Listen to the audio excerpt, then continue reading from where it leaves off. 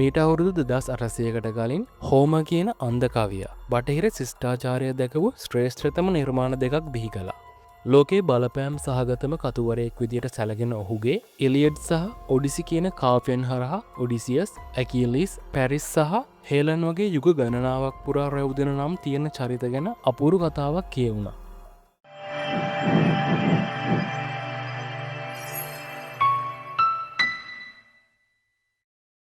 ගොඩක් ඉස්සර රාක්ෂයන් මේ ලෝකෙ සැරිසරපු කාලෙක ඇතැන්ස් සහ ස්පාටා කියන මහා නගරවලට එහායි මුහුදෙන් එතර තිබ්බා හරිම පොහොසත් බලවත් රාජධානියක්. ඒකේ නම තමයි ට්‍රෝයි. දිව්‍යවරු විසින් හැදුවා කියලා විශ්වාස කරපු කවදාවත් විනාශ කරන්න බැරි දෙවැන්ද තාප්පයක් මේ නගරේ වට කරලා තිබුණා. මේ නගරය පාලනය කළේ ප්‍රියම් රජු සහ හෙකියුබා රජින. තමන්ගේ ජනතාවගෙන් ලොකු ආදරයක් වගේම ගෞරවයක් මේ දෙන්නට ලැබුණා. ප්‍රියම් රජුට පුදුන් 50කුයි දුවරු 50කුයි හිටියා.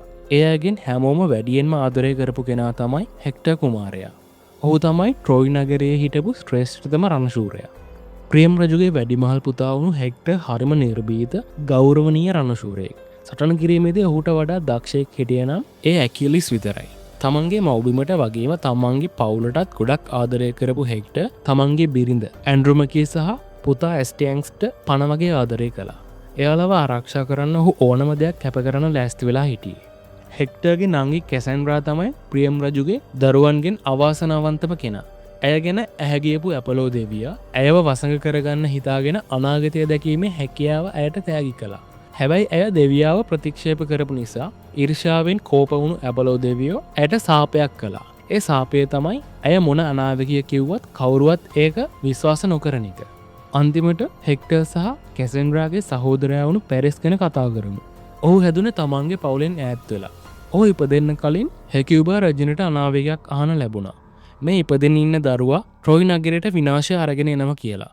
තමන්ගේ දරුවෝ මරන්න බැරි වුණු නිසා රජින ඒ වැඩේ කරන්න ගමේ එඬේරෙකුට බාර දුන්නා. හැබැයි රජිනට වගේම ඒ එඬේරටත් මේ අහිංසක දරුවෝ මරන්න හිතුනේ නැහැ. ඒ වෙනුවට ඔහු පැරිස්ව රහසිගතව හදාගත්තා. මේ තීරණය මුළු ඉතිහාසයම වෙනස් කරන්න හේතු වුණා. හැබැයි එඬේරාගේ මේ අනුකම්පාව නිසා විතරක් නෙවෙයි ඒ අනාවැකිය හැබෑ වුණේ. ට්‍රෝයි නගරය විනාශ වෙන්න නම් මුහුදෙන් එහා ස්පාටා නගරයේ තවත් දරුවෙක් ඉපදෙන්න ඕන වුණා.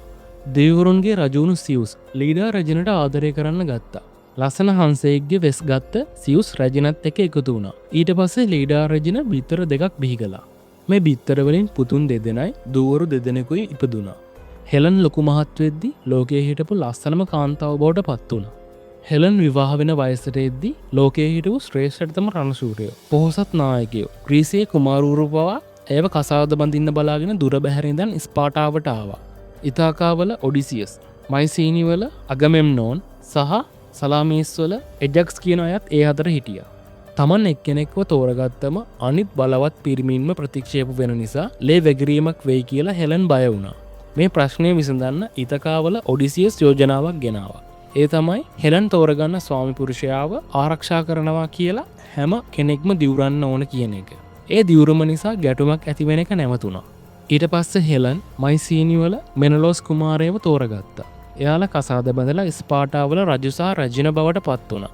හෙලන්ව නොලැබුණු අනිත් අය ටිකක් දුකින් වුණත් සාමකාමීව තමන්ගේ රටවල් වලට ගියා. හැබැයි සාමය වෙනුවෙන් හෙලන්ගේ සාමි පුරුෂයාව ආරක්ෂා කරන්න එයාලා ගත්තු ඒ දිවුරුම ලෝකයේ දැකපු ලොකුම යුද්ධයකට එයාලව ඇදලා දායි කියලා ඒ වෙලාවේ කවුරුවත් හිතුවේ නැහැ. මේ අතරේ ඔලිම්පස් කන්ද උඩ තවත් විවාහ මංගල්‍යයක් ලෑස්ති වෙමින් තිබුණා. ඇකිලිස්ගේ දෙමව්පිය වුණු ජලයට අධිපති ටිටියස් දෙවඟන සහ ප්‍රීතියාවල පීලියස් රජුගේ විවාහයට ඔලිම්පස් කන්දට එන්න කියලා හැම දිනාටම ආරාධනා කරලා තිබුණා. ලොකු සාදයක් ලෑස්ති කරලා ලෝකයේ හිටපු හැම දෙවියෙකුට වගේම වීරයෙකුටම ආරාධනා කළා. හැබැයි එකම එක්කෙනෙක්ට ඇරෙන්න. ඒ තමයි හැමෝම අකමැති වුණු ඒරිස් කියන අසමගියට අධිපති දෙවඟන. ඇය යන යන තැන ඇති වුණේ ප්‍රශ්න විතරයි. තමන්ට ආරාධනා නොකළ එක ගැන තරහා ගිය ඒරිස් කොහොම හරි සාදයට යන්න තීරණය කළා. ඇය ගියේ දෙවිවරු අතර ප්‍රශ්නයක් ඇති කරන්න පුළුවන් තෑගිකුත් අරගෙනයි. එය රත්තරන් ඇපල් ගෙඩියක්. ඒකේ ගහලා තිබුණේ ලස්සනම කෙනාට කියන වචන ටික විතරයි. මේ ඇපල් ගෙඩිය දෙවඟනුන් මැද්දට විසි කරලා ඇය යන්න ගියා. දෙවඟනුන්ගේ තියෙන ආඩම්බරකම නිසාම මේක ලොකු ප්‍රශ්නයක් වෙනවා කියලා ඇය දැනගෙන හිටියා. ටික වෙලාවකින් හීරා, ඇතිනා සහ ඇෆ්‍රොඩයිට් කියන දෙවඟනුන් තුන්දෙනා මේ ඇපල් ගෙඩිය තමන්ට අයිති වෙන්න ඕන කියලා රණ්ඩු වෙන්න පටන් ගත්තා. තීරණයක් ගන්න බැරි තැන එයාලා සියුස් දෙවියන් ගාවට ගියා. හැබැයි කිසිම දෙවඟනක්ව තරහ කරගන්න අකමැති වුණු සුයිස් මේ තීරණය ගන්න සාමාන්‍ය මිනිස්සෙකුට බාර දුන්නා. මේකට තෝරගත්තේ සාධාරණ තීරණ ගන්නවා කියලා ප්‍රසිද්ධ වෙලා හිටපු සාමාන්‍ය එඬියරෙක්ව. ඔහු වෙන කවුරුත් නෙවෙයි. පවුලෙන් ඈත් වෙලා එඬියරෙක් විදියට හැදුණු ට්‍රොයි නගරයේ පැරිස් කුමාරයා. ඉතින් මේ දෙවඟුරුන් තුන්දෙනා පැරිස් ගාවට ගිහින් තමන්ව තෝරගන්නවාට ප්‍රතිඋපකාර විදියට එක එක තෑගි පොරොන්දු වුණා. හීරා පොරොන්දු වුණා යුරෝපය සහ ආසියාවේ රජකම දෙනවා කියලා. ඇතීනා යුද පිටියේ අසාමාන්‍ය දක්ෂතා දෙනවා කිව්වා. හැබැයි තරුණයෙක්ගේ හිතේ තියෙන ආසාවන් ගැන හොඳට දන්න ඇෆ්‍රොඩයිට් ලෝකයේ ලස්සනම කාන්තාව ඔහුට ලබා දෙනවා කියලා පොරොන්දු වුණා. මේකට අකමැති වෙන්න පැරිස්ට බැරි වුණා. ඔහු ඇපල් ගෙඩිය ඇෆ්‍රොඩයිට්ට දුන්නා. ඇෆ්‍රොඩයිට් ඔහුට ස්පාටාවලට යන්න කියලා ලෝකයේ ලස්සනම කාන්තාව වෙන හෙලන් රජිනව ඇගේ මායාවන් පාවිච්චි කරලා පැරිස්ට ආදරය කරන්න සලස්වනවා කියලත් කිව්වා.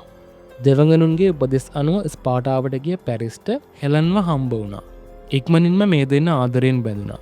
හෙලන්ව පැහැරගෙන යන්න හදද්දි ඒක නවත්වන්න ආපු ස්පාටාවන් ආරක්ෂකයින් එක්ක සටන් කරලා පැරිස් සහ ඔහුගේ මිනිසු හෙලන්වත් අරගෙන නැවකට නැගලා ආපහු ට්‍රොයි නගරය බලා පිටත් වුණා.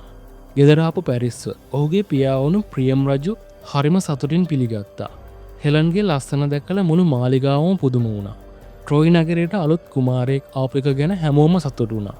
හැබැයි මේ සතුට ASCII මේ ගැන බයෙන් හිටපු දෙන්නෙක් හිටියා. හෙක්ටර් කුමාරයා තමන්ගේ මල්ලියක ගොඩක් කේන්ති ගත්තා. මල්ලිගේ මේ මෝඩ රාගයෙන් මත්තුණු වැඩේ නිසා ට්‍රොයි නගරයට යුද්ධයක් එනවා කියලා ඔහු අනතුරු ඇඟෙව්වා. හෙක්ටර් එහෙම බනිද්දි ඔහුගේ නංගි කැසන්ඩ්‍රා ඊටත් වඩා දරුණු විදියට හැසිරුණා. ඇය කෑ ගහලා අඬමින් අනාමිකෙක් කිව්වා. හෙලන්ගේ පැමිණීම නිසා මුළු ට්‍රොයි නගරයම විනාශ වෙලා යනවා කියලා. හැබැයි ඇපලෝගේ සාපය නිසා කවුරුවත් ඇගේ කතාව ගණන් ගත්තේ නැහැ. ආරක්ෂකව ඇය පිසියක් ගානට දාලා මාලිගාවේ ඇතුලේ කාමරයක හිර කරලා දැම්මා. ප්‍රීද්දූපතේ අවමගොලකට ගිහින් ආපසු ස්පාටාවට ආපු මෙනලොස්ට දැනගන්න ලැබුණ තමන්ගේ බිරිඳ හෙලන්ව පැහැරගෙන ට්‍රොයි නගරය පැත්තට නැවකින් අරන් ගිහින් කියලා. කෝපයෙන් පුපුරපු ඔහු ට්‍රොයි නගරයට පහර දෙන්න හමුදා ලෑස්ති කළා. හෙලන්ව බදින්න ඇවිත් එදා දිවුරුම් දුන්න හැමෝගෙන්ම ඒ දිවුරුම ඉෂ්ට කරන්න කියලා යුද්ධයට එකතු වෙන්න කියලා ඔහු ඉල්ලුවා. තමන්ගේ වචනයට ගරු කරපු ඒ ශ්‍රේෂ්ඨ රණශූරයෝ හෙලන්ව ආපහු ස්පාටාවට ගේන්න එකතු වුණා. මෙනලොස් එක මුලින්ම එකතු වුණේ ඔහුගේ සහෝදරයා. ඒ කියන්නේ ග්‍රීසියේ හිටපු බලවත්ම රජ වුණු අගමෙම්නෝන්.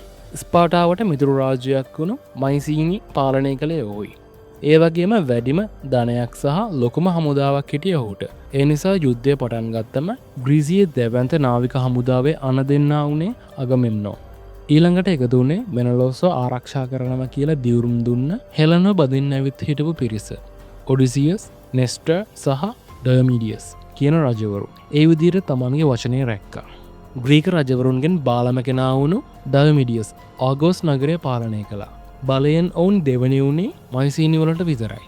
ඇතීනා දෙවඟනගේ ප්‍රියතමයා වුණේ ඩයොමීඩියස්. තමන්ගේ ජනතාවට ධනය සහ ස්ථාවරත්වය ගෙනාපු දක්ෂ දේශපාලඥයෙක්.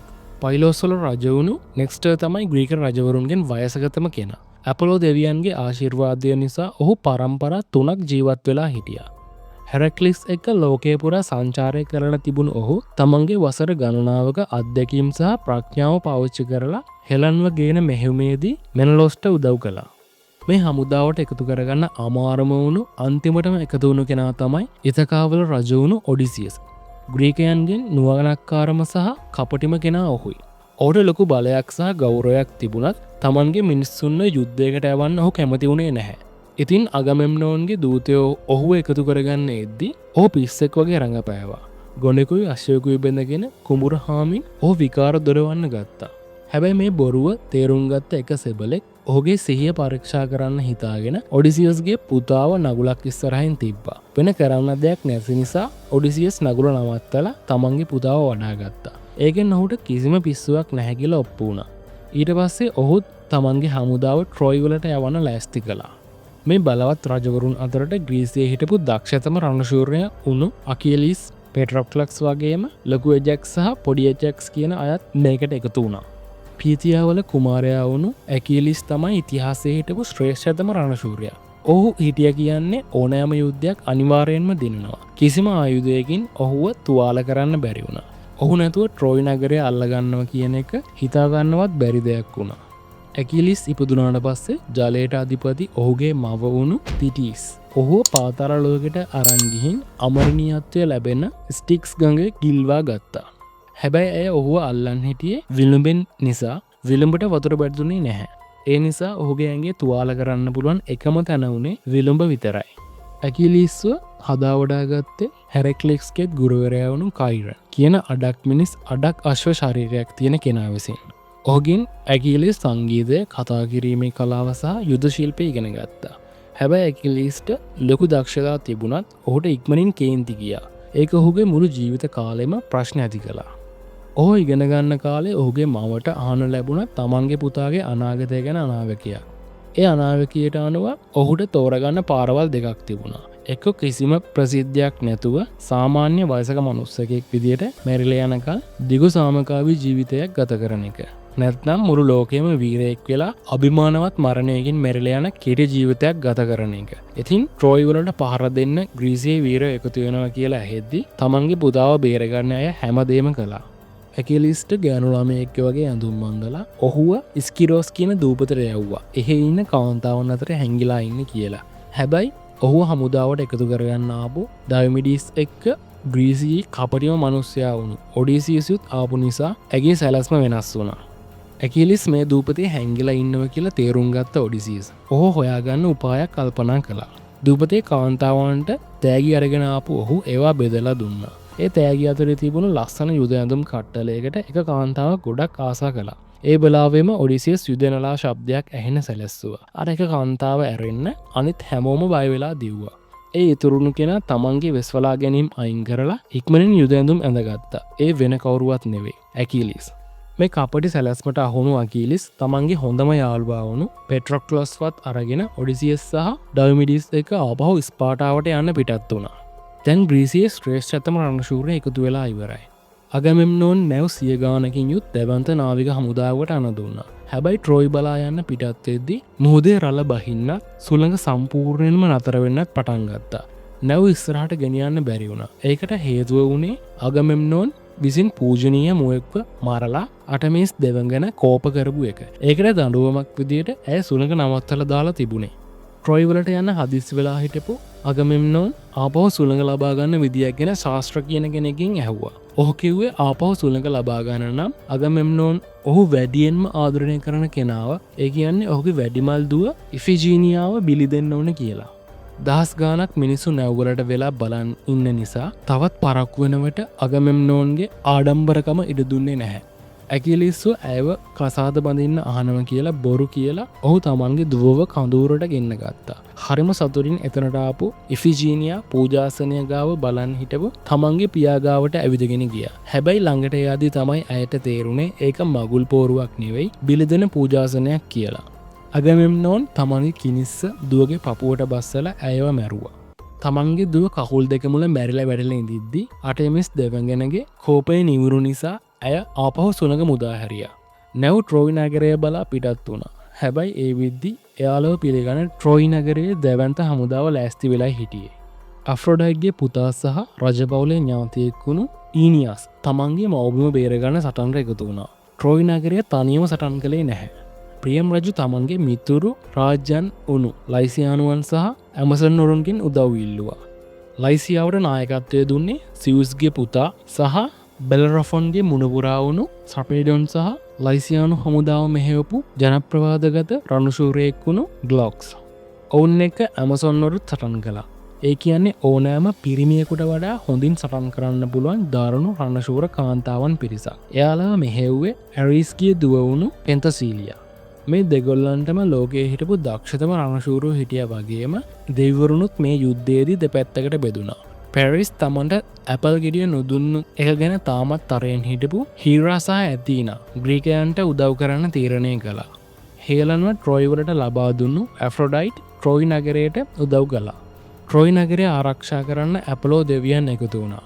නගරයේ තාප්පය හදන්න තමන් දායක වෙලත් ට්‍රෝයි මිනිස්සු තමන්ට වඩා ඇපලෝට වඳින එක ගැන ඉරිෂාවෙන් හිටපු පොසයිඩන් ග්‍රීකයන්ගේ පැත්ත ගත්තා. ඒ වගේම යුද්ධයට තියෙන කෑදරකම නිසා තමන්ගේ සහෝදරිය ඇතිනා පරද්දන්න ඕන නිසා ඇරිස් දෙවියන් පුළුවන් තරම් ලේ වැකීමක් කරන්න බලාගෙන ට්‍රෝයි නගරයේ පැත්තට එකතු වුණා. අවුරුදු 9ක් තිස්සේ ග්‍රීකයෝ ට්‍රෝයි නගරයට නොනවත්වා පහර දුන්නත් නගරයේ ශක්තිමත් තාපය කඩන්න එයාලට බැරි වුණා. කෑම බීම සම්පත් අඩු වෙද්දී ඇකිලිස් ග්‍රීක හමුදාවත් අරන් සම්පත් රත්රන් සහ කාන්තාවන් හොයාගෙන දකුණු පැත්තට ගියා. එයාලා ඉස්සෙල්ලම ලෙස්බොස් දූපතට අල්ලගෙන ඊට පස්සේ ආසියා මයිනර් වෙරළට ගොඩ බැහැලා යන හැම නගරයක්ම කොල්ල ගෑවා. ලයිනේසස් සහ හයිපොප්ලාසියා කියන නගරවලින් ග්‍රීකයෝ ලස්සන කාන්තාවන් ගොඩක් වහලුණු විදිහට අරන් ආවා. ඒකෙන් බ්‍රිසෙයිස් කියන කාන්තාව ඇකිලිස්ටත් ක්‍රොසෙයිස්ව අගමෙම්නෝන්ටත් ලැබුණා. මේ කාන්තාවන් දෙදෙනා මුළු යුද්ධයේම ගමන්මග වෙනස් කළා. ක්‍රිසෙයිස්ව තමන්ගේ උපපිරිඳක් විදියට තියාගෙන අගමෙම්නෝන් ඇයට ගොඩක් ආදරය කළා. හැබැයි ඇපලෝගේ පූජකයෙක් වුණු ඇගේ පියා තමන්ගේ දුවව වහලියක් විදියට තියාගන්නවට කැමති වුණේ නැහැ. ඒ නිසා ඔහු අගමෙම්නෝන්ගේ කඳවුරට ගිහින් දුවව දෙනවට හිලව්වෙන රත්තරන් සහ රිදී දෙනව කිව්වා.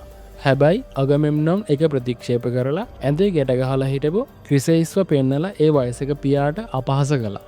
තමන්ගේ පූජකයාට කරපු මේ අවමානය ගැන කෝප වුණු ඇපලෝ දෙවියා ක්‍රිසේසියස්ව ආපහු දෙනකල් ග්‍රීක හමුදාවට ඊතල වැස්සක් යවලා පහර දුන්නා. වෙන කරන්න දෙයක් නැති වුණු අගමෙම්නෝන්ට ඇයව නිදහස් කරන්න සිද්ධ වුණා. ඔඩිසියස් ගිහින් ඇයව ඇගේ පියාට බාර දුන්නා.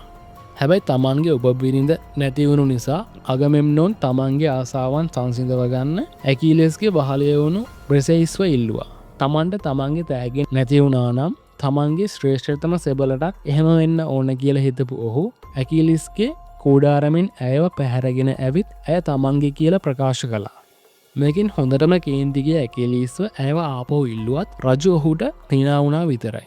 තරහව පාලනය කරගන්න බැරිව ඇකිලිස් තමන්ගේ කඩුව අතට ගත්තා. හැබැයි ඒ වෙලාවේ ආසින්නාපු ඇතිනා දෙවඟන ඔහුගේ අතින් අල්ලගෙන ඒ වගේ කලබලකාරී දෙයක් කරන්න එපා කියලා අවවාද කළා. දෙවඟනගේ උපදෙස් පිළිගත්තු ඇකිලිස් කඩුව බිමින් තියලා තමන්ට මෙහෙම අපහාස කරපු රජෙක් යටතේ සටන් කරන්නේ නැහැ කියලා තමන්ගේ කූඩාරමට වෙලා හිටියා. ග්‍රීක හමුදාවට ඉන්පස්සේ ඇකිලිස්ගේ උදව්වක් නැතුව සටන් කරන්න සිද්ධ වුණා.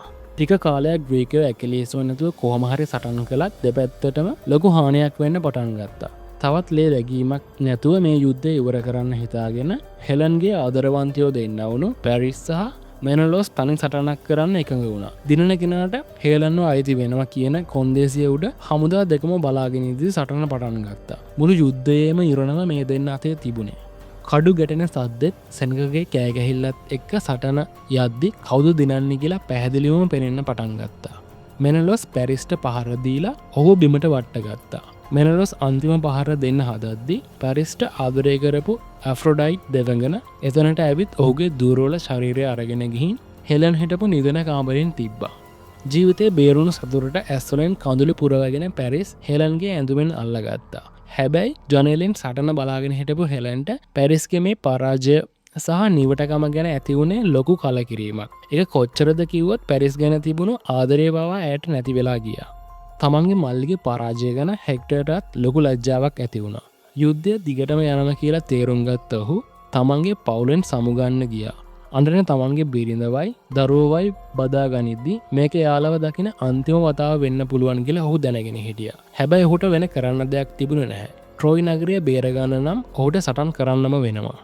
ට්‍රෝයි තාපයෙන් එළියට ආපු හෙක්ටර් තමන්ගේ සැබළුන්වත් එකතු කරගෙන ග්‍රීකයන්ව එයාලගේ නැවතින තැනටම පන්නගෙන ගිහින් පහර දුන්නා. ඇකිලිස් නැති ග්‍රීකයෝ හෙක්ටර්ට කිට්ටු කරන්නවත් බැරි තරම් දුර්වලයි හිටියේ. හැබැයි තමන්ගේ මිනිස්සු මැරිලා ගිහින් පරාජය වෙන්න ඔන්න මෙන්න තියෙද්දිත් ඇකිලිස් සරණට යන්න කැමති වුණේ නැහැ.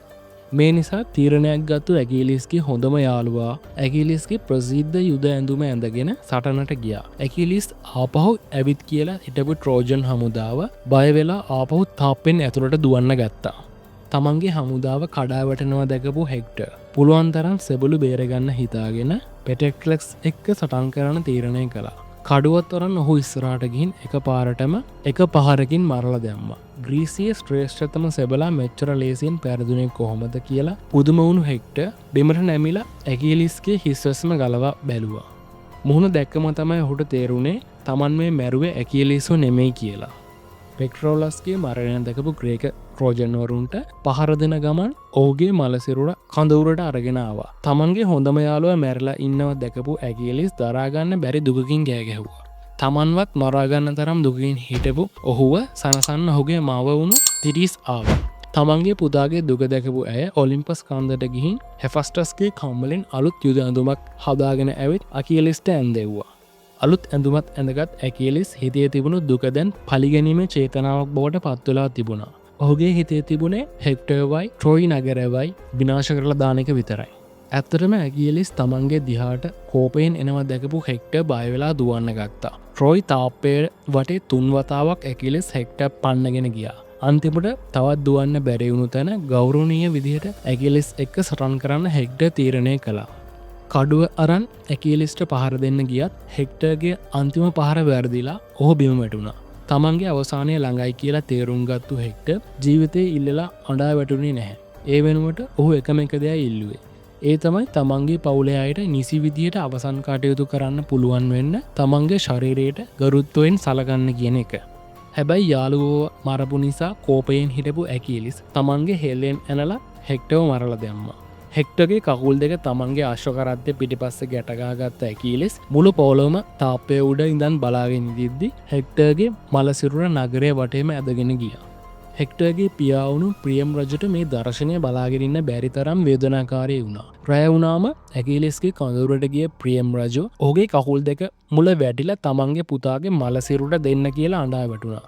යාළුවා මැරුණම තමන්ට දැරුණු දුක මේ වයසක රජුගේ වචන වලින් ඇකියලිස්ට මතක් වුණා. ඒ නිසා ඇකියලිස් හෙක්ටර්ගේ සිරුර රජුට අරන් යන්න ඉඩ දුන්නා. මලසිරුරත් අරන් ට්‍රොයි නගරයට එද්දී තමන්ගේ ශ්‍රේෂ්ඨත වීරයාගේ මරණය ගැන දුක් වෙන්න මුළු නගරයම එකතු වුණා. හැබැයි කාටවත් වඩා ලොකුම වේදනාව දැනුනේ හෙක්ටර්ගේ බිරිඳට සහ පුතාට. නගරයේ පාරවල් වල දිගේ සිරුර ගෙනියද්දී යාළුවා ඒක බලාගෙන අඬා වැටුණා. හෙක්ටර්ගේ මරණයත් එක්ක හෝම තමන්ගේ එලියඩි කාව්‍ය අවසන් කරනවා. හැබැයි ට්‍රොයි කතාවේ තවත් ඛේදවාචක ඉස්සරහට වෙන්න තිබුණා. හෙක්ටර් මැරුණට පස්සේ නගරයේ මිනිස්සුන්ගේ හැම බලාපොරොත්තුවක්ම නැති වෙලා ගියා. ඇකියලිස් ළඟටම ඇවිත් හිටමු නිසා අවසානයේ ළඟයි කියලා හැමෝටම තේරුණා. ට්‍රෝජන් වරුන් එකිනෙකා මරාගෙන ඔහු ට්‍රොයි නගරයේ ගේටුව ගාවට ආවා. හැබැයි තාප්පයට නගින්න හදද්දී ඔහුගේ විලුඹට දරාගන්න බැරි තරම් වේදනාවක් ආවා. ඒ ඇපලෝ දෙවියන්ගේ මාර්ගෝපදේශයක් ඇතුව පැරිස් විසින් විද්ද විෂපෝපු ඊතලයක් ඇකියලිස්ගේ ඇඟේ තුවාල කරන්න පුළුවන් එකම තැන වුණු විලුඹට බැඳලා තිබුණු නිසයි. බිමටුන ඇකියලිස්ගේ නහර දිගේ විෂ යද්දී ඔහුගේ හැම හිම වගේ සුදු වෙලා ගිහින් ඔහු අවසන් හුස්ම හෙළුවා. හැබැයි තමන්ගේ ජයග්‍රහණය භුක්ති විඳින්න පැරිස් ගොඩක් කල් ජීවත් වුණේ නැහැ. ඇකියලිස්ට විදිනවා දැකපු ග්‍රීකයෝ පැරිස්ව හොයාගෙන ගිහින් මරලා පලිගත්තා.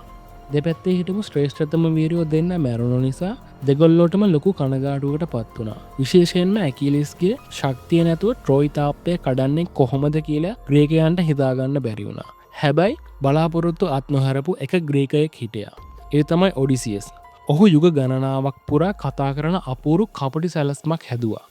ලීවලින් දැවන්ත අශ්වයක් හදපු ඔඩිසියස් ඒක ඇතුලේ හිඩැස් හැදුවා. ඔහුට සහ තෝරාගත් ග්‍රීක රණශූරයෝ කිහිප දෙනෙක්ට හැංගිලා ඉන්න. පහවදා උදේ නැගිටිනකොට ට්‍රෝජන්වරු දැක්කේ තමන්ගේ නගරය එළියේ තියෙන මේ දැවන්ත අශ්වයාව. ග්‍රීක කඳවුරු ගලවල දාලා එයාලගේ නැව සිතිජයෙන් ඈතට යනවා දැකපු නගරයේ මිනිස්සු යුද්ධය ඉවරයි කියලා හිතලා සතුරින් කෑ ගහන්න පටන් ගත්තා. මේ අශ්වයාගේ ලස්සනට රැවටුණු යාලා මේක සාමය සංකේතයක් විදිහට දුන්නු තෑග්ගක් කියලා හිතලා අශ්වයාව නගරයේ ඇතුළට අරගෙන යන්න තීරණය කළා. හැබැයි මේ තෑග්ගට නොරැවටුණු එක්කෙනෙක් හිටියා.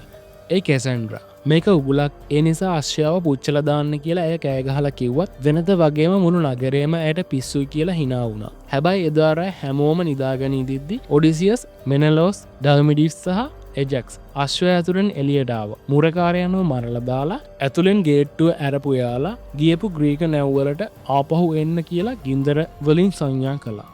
ට්‍රෝජන්වරු නින්දෙන් ඇහැරෙද්දි මුළු නගරයම ගිනි අරගෙන පාරවල් වල පුරාම ග්‍රීක සෙබළු පිරිලා ගෙවල් කොල්ල කන ගමන් ඉතුරු වෙලා හිටපු සෙබළුන්ව මරලා දාමින් හිටියා. තමන්ගේ නගරය තමන්ගේ ඇස් ඉස්සරහම ගිනි ගන්නවා බලන් හිටපු ට්‍රොයි වල ප්‍රියම් රජුව ඇකියලිස්ගේ පුතා වුණු පයිරස් විසින් කිනිස්සකින් ඇනලා මරලා දැම්මා. රජුගේ මලසිරුරට එතනම දාලා පයිරස් ගියේ මාලිගාවේ නිදන කාමර පැත්තට. එහි හිටපු හෙක්ටර්ගේ බිරිඳගේ අතින් දරුවෝ උදුරගත්ත ඔහු දරුවෝ තාප්පෙන් පහලට විසි කරලා මැරුවා. ඊට පස්සේ ඇන්ඩ්‍රොමකියෝ වහලියක් විදියට ඔහුගේ උපබිරිඳක් විදියට වැඩ කරන්න අරගෙන ගියා. අවුරුදු 10ක යුද්ධයකට පස්සේ අන්තිමට ට්‍රොයි වල ප්‍රසිද්ධ තාප්පය බිඳ වැටුණා. රජුත් මැරිලා ශ්‍රේෂ්ඨ වීරයොත් පරාද වෙලා ට්‍රොයි නගරය සම්පූර්ණයෙන්ම ග්‍රීකයන්ගේ ග්‍රහණයට නතු වුණා. ට්‍රොයි නගරයේ පාරවල් වලින් පැනලා ගිය කැසන්ඩ්‍රා ඇතිනා දෙවියන්ගේ පන්සලේ හැංගුණා. තමන්ගේ මිනිසු මරලා දාන හැටි ඇය බයෙන් බලාගෙන හිටියා. හැබැයි අවාසනාවකට ග්‍රීක සෙබලෙක් වුණු කුඩා ජැක්ස් ඇය හැංගිලා ඉන්නවා දැක්කා. පන්සලට ගිහින් ඔහු ඇතිනාගේ පිළිමේ ඉස්සරහදීම ඇයව දූෂණය කළා. තමන්ගේ පූජනීය පන්සල ඇතුලේ කරන මේ තුච්ච වැඩේ ගැන කෝප වුණු ඇතිනා දෙවියන් එජැක්ස් නැවට නගිද්දීම අකුණක් ගහලා ඔහුව මුහුදට වැටෙන්න සැලැස්සුවා. පොසයිඩන් ඔහුව මුහුදු පතුලටම ඇදගෙන ගියා. හැබැයි කැසෙන්ඩ්‍රට සිද්ධ වුණේ මීට වඩා දරුණු දෙයක්. එජැක්ස් මරුණට පස්සේ අගමෙම්නෝන් ඇයව තවත් උපබිනිදක් විදියට තමන්ගේ මයිසිනිවලට අරගෙන ගියා. කොහොම වුණත් අගමෙම්නෝන්ගේ බිරිඳ තමන්ගේ ස්වාමිපුරුෂය වෙන කාන්තාවක් එක්ක ඉන්නවට කැමති වුණේ නැහැ. ඊර්ෂ්‍යාවෙන් කෝපවුණු ඇය පොරවක් කරන් කැසෙන්ඩ්‍රව කපල කොටලා මරලා දැම්මා. ඇයගේ කෝපයට ගුදුරුුණේ කැසන්ඩ්‍රා විතරක් නෙමෙයි. සුළඟ ලබාගන්න තමන්ගේ දුව ඉෆිජීනියාව බිලිදුන්න එකට ඇය අගමෙම්නෝන්ට කවදාවත් සමාව දීලා තිබුණේ නැහැ. අගමෙම්නෝන් නිදාගන්නකන් බලන් හිටපු ඇය හිමීට කාම්බරයට ගිහින් ඔහුගේ පපුට කිනිස්සෙන් යන්න. තමන්ගේ දුවට දුන්නු එක් කුරිරු මරණයට රජුටත් අත් කරලා දෙමින් ඇය පලිගත්තා. මේ විනාසයෙන් බේරුණු සුළු ට්‍රෝජන්නුරු පිරිස අතුරින් වැදගත්ම කෙනා වුණේ ඊනියාස. බේරුණු පොඩි පිරිසකුත් අරගෙන ගිනිගත නගරෙන් පැනල ගිය ඔහු මදදරණී මුහුද තරණය කරලා ඉතාලි වෙරළට ගොඩ බැස්සා. ඒ අලුත් ජීවිතයක් පටන්ගත්තු ඊනියාස් ඔහුගේ පිරිසගෙන් පැවතගෙන රොමියුලස් සහ රීමස් තමයි පස්සෙ කාලක රෝමය කියන අලුත් නගරේ ගොඩ නැගුවේ. අන්තිමට හේලන්ව ආපහු හොයාගත්ත මෙනලෝස් ස්පාටාවට ගිහින් ආයමත් රජසහ රජනිවිදියට පාලනය ගෙන ගියා. මරණින් පස්සේ යාලව සෞභාග්‍යයේ දූපතේ සදාකාලික ජීවත් වෙන්න ගියා කියලා විශ්වාස කරනවා. කොහමුණත් සමහරුන්ට ආපහු ගෙදර යන්න ලැබුණත් තවත් අයට අලුත් ජීවිත පටන් ගන්න ලැබුණත් එක වීරයෙකුට විතරක් හරිම දිග භයානක ගමනකට මුහුණ දෙන්න සිද්ධ වුණා. ග්‍රීකයන්ගේ කපටිම කෙනා වුණු ඔඩිසියස්ට අවුරුදු 10ක් තිස්සේ ලෝකයේ ඉන්න භයානකම රාක්ෂසෝ එක්ක සටන් කරමින් මුහුදේ ගමන් කරන්න සිද්ධ වුණා. ඔඩිසි කාව්‍යයේ කතාව පටන් ගන්න එතනින්. ඉතින් එහෙනම් මෙතනින් මේ වීඩියෝ ඉවරයි. නරඹුවට ස්තුතියි. මේ වීඩියෝ වලට කැමතිද? එහෙනම් ලයික් කරලා ඔයාගේ අදහසත් කමෙන්ට් කරන්න. සබ්ස්ක්‍රයිබ් කරන්නත් අමතක කරන්න එපා. අපි වීඩියෝ එක දාපු ගමන් බලන්න බෙල් අයිකන් එක ක්ලික් කරලා තියාගන්න. මේ වීඩියෝ එක ඔයාගේ යාළුවන්ට බලන්න ෂෙයා කරන්න. අපි ඊළඟ වීඩියෝ එකෙන් හමු වෙමු.